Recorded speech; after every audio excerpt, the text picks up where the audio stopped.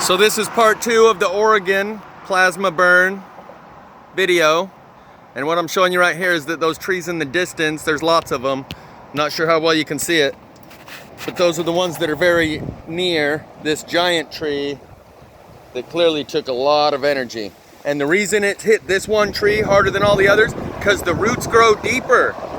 The densest wood burns first and hottest and most, which is the exact opposite of normal fires.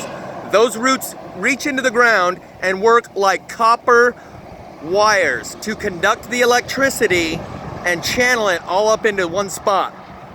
And that's why on these trees you'll see that the knots burn blacker and hotter and first. And that's why the firefighters that I had in my Uber said that the aspens were burning but the shrubbery beside it was not, because they are denser. And the more fibers that they have drawing electricity to them, the more of this electrical burn they suffer, while the smaller shrubs in between don't have enough roots or enough density of the fibers to conduct enough of the electricity. So I'm going to show you a couple more spots and then get out of here. Anyway, this is part of the same tree, and you can see how it's unburned here, but it's all burnt out on the inside. That's a branch from the same tree. Highly burnt. And you can see the line going up it too. That's a good thing I just noticed. You can see the line right here, black on the left, unburnt on the right. And you can even see right here where the burn line is all the way up to here, and then it just runs on the left side as it goes further.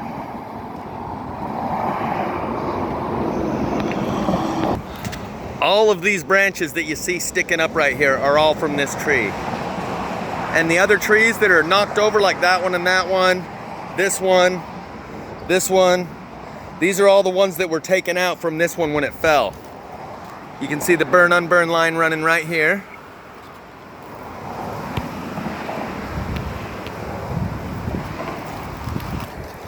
And right there.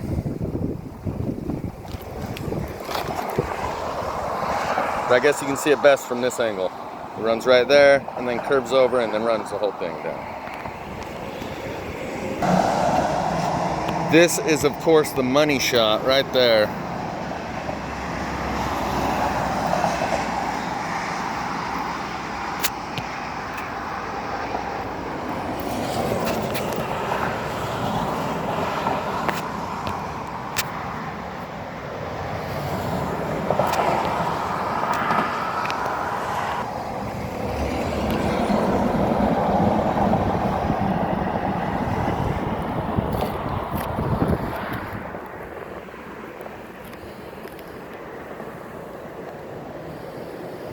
All these branches that are sticking up that way, clear up there as far as my phone will even focus.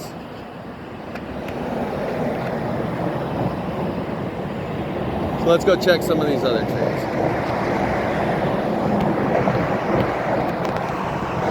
So that's where we are, just for a reference.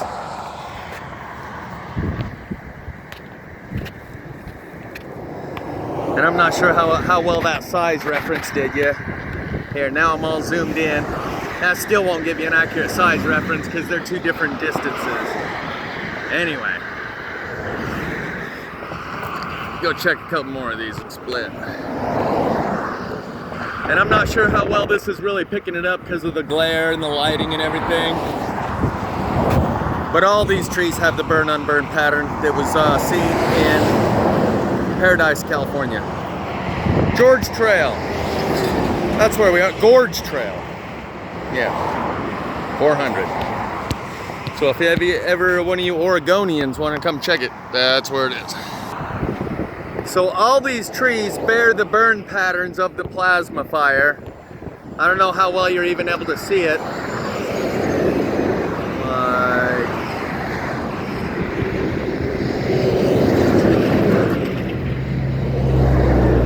Because I can't hardly even see it right now because of the glare of the lighting.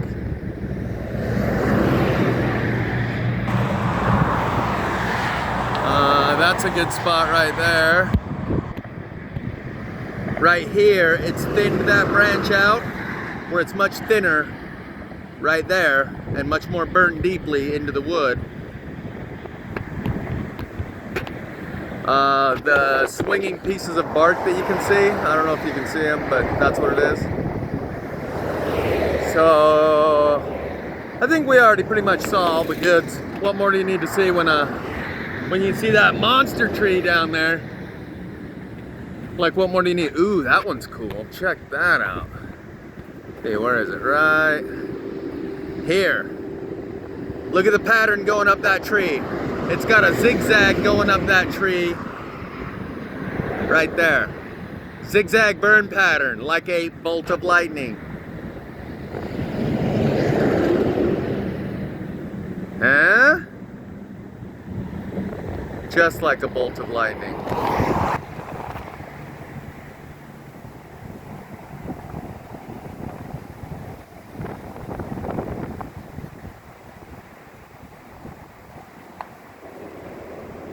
Poor libtards. Here's a couple more tree stumps. And more of the burn unburn pattern.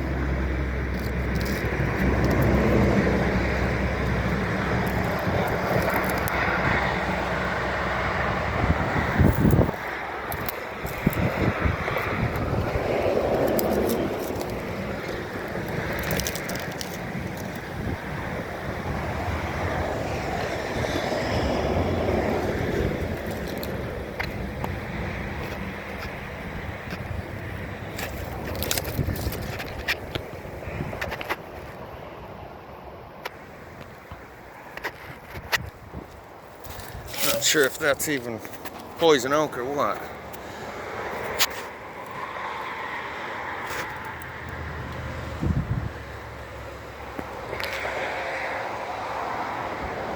Gonna cruise on up and see if we can see a little more before we go.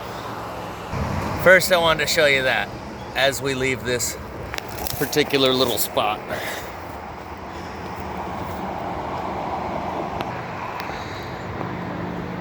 You can see it's all burned on the bottom and a kind of a zigzag burn line going up that stump.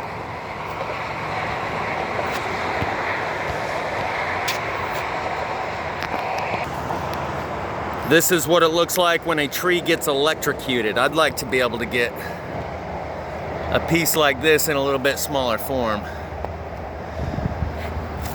There's a word, I'll put a link in the description, I forget what the name of it is, where they burn wood using electricity. And it burns these patterns into the wood that are intricate designs, end up looking like trees, because the same Fibonacci sequence and the golden mean ratio that determines which way lightning forks and trees branch and rivers split, and the dimensions of the nose on your face and where your ears are set, and everything else about nature has that golden mean or golden ratio within it.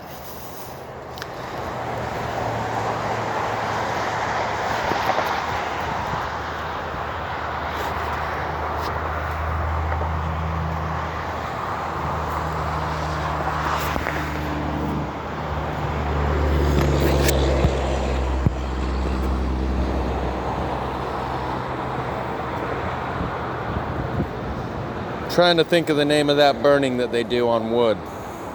It'll come to me, or I'll Google it. So that's the tree we were just looking at, and it looks like it's been cut off after the fire, because that's the same pattern that's on there. And you could even match that line, 3/4 on one side, 1/4 on the other. 3/4 on one side, 1/4 on the other, with the line and that line. So someone came along and cut this after the fire.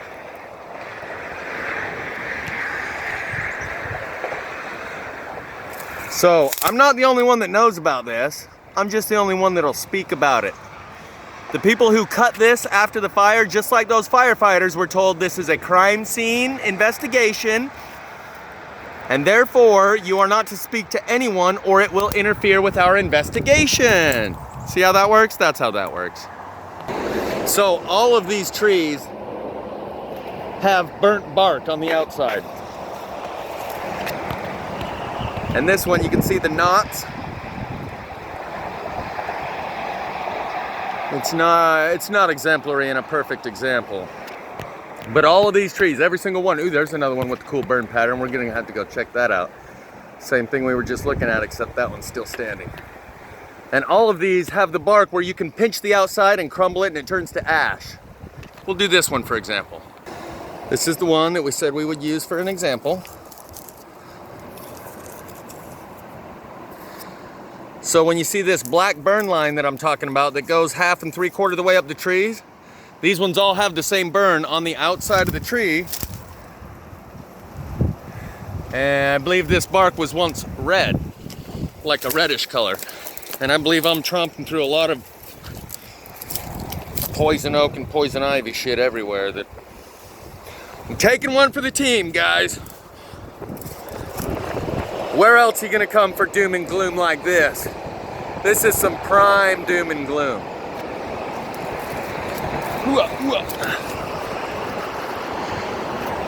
Yeah. Grade A, top shelf doom and gloom. Only the best doom and gloom. Here at Blovemasters, we strive to bring you only the highest quality of bloviation to fulfill all of your bloviation needs.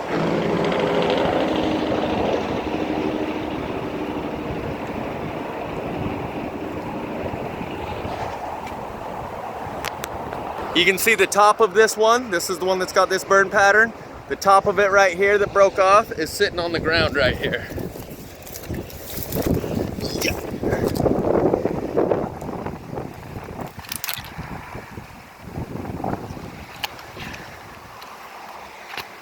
Pretty cool.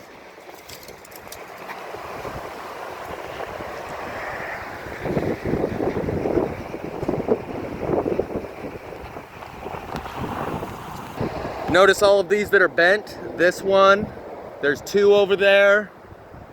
This one, that one. It literally bends the wood. This is the same technology that is used in crop circles, where the medium of the crop circle, whether it's wheat or barley, is bent, not broken. And it's all bent at exactly the same angle, the same degree of angle on all of the stalks is bent. And it's like a softening of the wood that causes it to bend like this. You couldn't bend a tree in their normal state, it would break. You could not bend a tree and make it go that far. We're talking, I can't even grip it all the way around. That's a big piece of wood, and in its natural state, you can't bend it that far without it snapping, unless you apply this magic sauce. Magic sauce. I still haven't looked into it enough, but old Tiger Doug turned me onto this phenomenon of melted buildings. Now I'm gonna say right off, the one guy that I've been watching read something, he says there is no such thing as mountains, only melted buildings, and I don't think so. I think that's going a little bit far. But there may be something to this idea of melted buildings. And the wood is still remaining intact on these buildings, and that's because you can tune this type of energy to a particular frequency of any material, whether you want it to burn the wood and not the metal, or the metal and not the wood.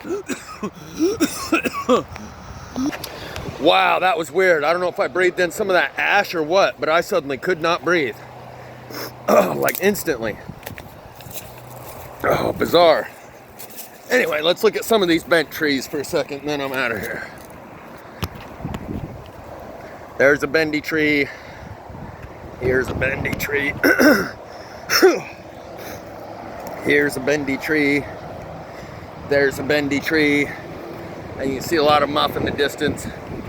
Those aren't just tipped over like at the root. Half of them are actually bent a freaking 180 degrees. This one, you can see the limbs coming down right there, curls back around, and is still stuck in the ground right there.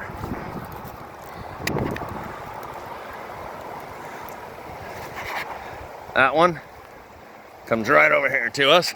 And of course, the inside is burnt. And that's how you get it to bend, is to heat it up on the inside so much that the wood literally softens and bends.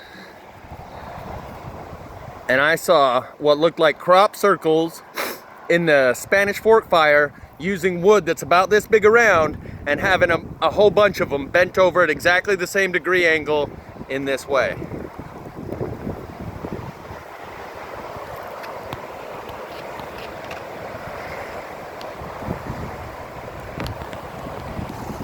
That one, this one. I think I'm gonna get out of here. I think I'm walking through way too much of this stuff, and I'm really not sure what it is. I know what poison oak looks like. I don't know about poison ivy, and I'm wearing shorts.